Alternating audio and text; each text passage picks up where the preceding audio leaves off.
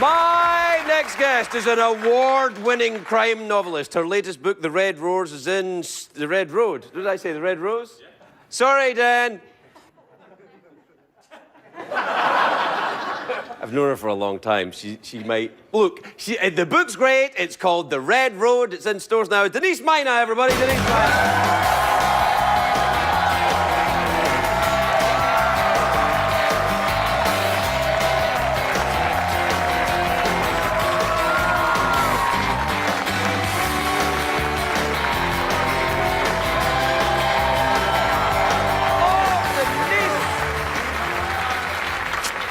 Lovely to see you. You look fabulous. I like your hair. Hang on, it's got a little mad at the back. Jeff and I go to the same hairdresser.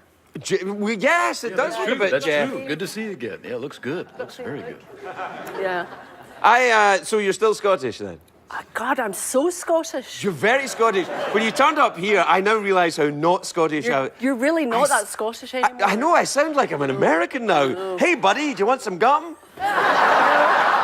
I swore so badly in the makeup room. You didn't say the word that you mustn't say. Well, you can't say it in America, but you can say it in Scotland. Scotland. You can say it wherever you want in Scotland, but you can't say that word here. That's like saying Voldemort in America. You can't say that word. Yeah, and I said it in a joke, and I think the makeup lady's still crying, actually. Yes. We could be looking at a lawsuit, you know. I was trying to make friends, and, yeah. There's no friends for you here, Scotty. Oh, come on. So, this is the fourth in Alex Morrow books, right? Third or fourth, yeah. Detective Alex Morrow.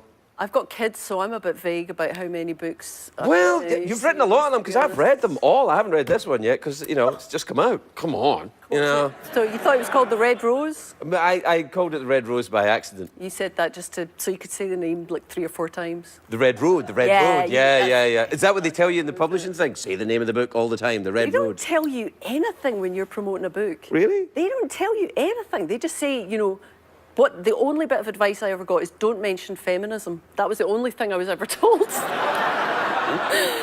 Who told you that? Like writers. A man, probably. No, it wasn't. No, it wasn't. It was women. It was really? women. Yeah, and writers get together and we have like big lunches where everybody talks about the humiliating things that have happened during publicity. Oh, right. Because we're like, you know, kind of like quite introverted people, most of us. And we don't have a lot of social skills. And you're sort of catapulted out. I heard this fantastic story, you're not allowed to say names, but about somebody who was being interviewed by a journalist in Ireland. And she got so freaked out by the journalist that she locked herself in the toilet and wouldn't come out. They should have told me not to do that. That's a don't do. Do you know well, that's why I don't have a toilet right here, just in case. Yeah. Because I have writers here all the time, and I have to say, some nights it's like, come on, you can do it. We're just not built for that. Do you yes, know what I mean? I know. Have you ever been to an award ceremony with writers? I don't get to any award ceremonies for anything. Well, lucky you. Well, with writers, it's like watching people have breakdowns over the course of an hour because they're really shy people, and what they do is they get 5 of you together, and then they give one of you a big surprise. I got a big surprise there when you did that. I got a big surprise. Sorry about that. No, it's fine. I kind of enjoyed it. Yeah.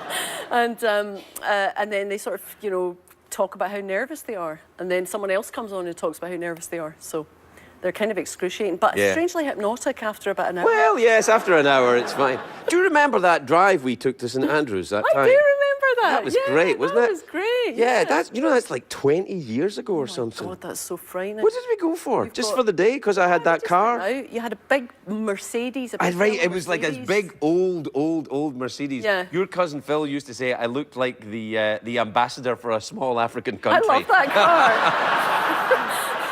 That was a beautiful car. It was a beautiful car. It was very old, but it was I got it for nothing. And then it was in the pound for a while I was... And then... But it was nice, that was a beautiful car. And we'd been out for about 4 hours, and then I realised I'd had ice cream all down my arms for about 4 hours because we stopped for ice cream. Yeah, I didn't want to say. That was a classy move. Yeah. That was pretty classy. What was that? Was that a date? Was it? I don't know. I just always thought we were friends, and then I was talking to somebody about it today, and they went, was it a date? And I went, I don't know. You're not going to talk about feelings here, are you? Because well, I I'm might. from Glasgow. I'm from Glasgow too, but I've had a lot of psychotherapy. You live in LA. You live in LA. Yeah. So I eat kale all the time and talk about my feelings like crazy. No! Yeah. I'm from Glasgow. If you start talking about feelings, I'll beat you half to death. No, come on. You'll make me nostalgic if you do that. Are you getting any psychotherapy? Yeah, I think you should. Do you think I should? Yes, you're obviously crazy. I've read everything you've read. It's very dark, your work. You think so? Yeah. Yes, you're insane.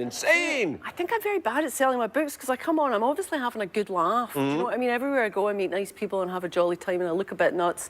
And my books are very dark and I always think, I don't give good writer.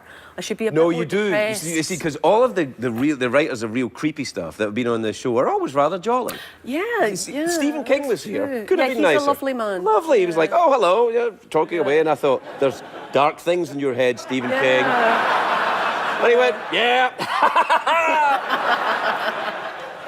Yeah, it's kind of fun. You don't scare yourself when you write some of this stuff, do you? No, sometimes I make myself a bit sad. But I don't really scare myself. You scare me a bit sometimes. Really? Yeah. Sometimes when I write it, I went, because I was in a car with her for hours on my own once. I know. And I thought it was ice cream in her arms, but it could have been blood. But it wasn't. It wasn't. Do you ever see Lawrence Block, Larry Block, when you're in New York? I don't actually. I don't know Larry Block. I thought you knew him. No, I don't know Larry Block. I did a reading, and it was at the very end of a very, very long tour in Canada, and it was in a Presbyterian church, and we were up on the pulpit. And Larry Block was there. I was going to talk to him afterwards, and I told such an inappropriate story. I sound like such a blurter. I'm not always this inappropriate, but I told such an inappropriate story from the pulpit, and then sort of realised I was in the pulpit. And it was a story about taking drugs and hitchhiking. And anyway, it went down like a lead balloon because, I mean, Americans are polite, but Canadians are so polite. Yeah. Oh my God. But the thing about Canadians is they're a little bit like people who write scary movies. They're cheery and stuff, but there's dark, There's dark. Very dark. Yeah, they get very dark. You want to see them violent, give them a hockey stick, they lose their mind. Yeah, no, they are very dark. That's true. That's true. We're out of time. Huh? We're out of time, that's it. Here you are. Let's go get some ice cream. That must be unsanitary. What, this? How do you clean that mug? I don't. Oh, right. I have my best friend who is now my assistant. You want to do some meditation, awkward pause? No, I hate all that stuff. What do you mean? How can you be from Glasgow and hate the awkward pause? The awkward pause is the lifeblood of Glasgow. The awkward pause, I'll go for that, but I don't want to do any meditation. But I see you've got very jazzy socks on there. That's because I'm now an American. Is it? Yeah. Right. Yeah. Is that law?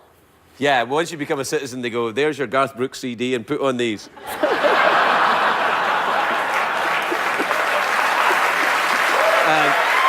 And cheer up. And cheer up.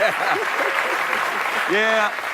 You're really clever, though. I'm really glad that your books do so well. You're so clever and gorgeous and lovely. And you even look good with ice cream in your arms. Do you think so? Mm-hmm. Thought so then, too. Shut up! Shut up! A little awkward now, isn't it? Denise, bye now, everybody. We'll be right back.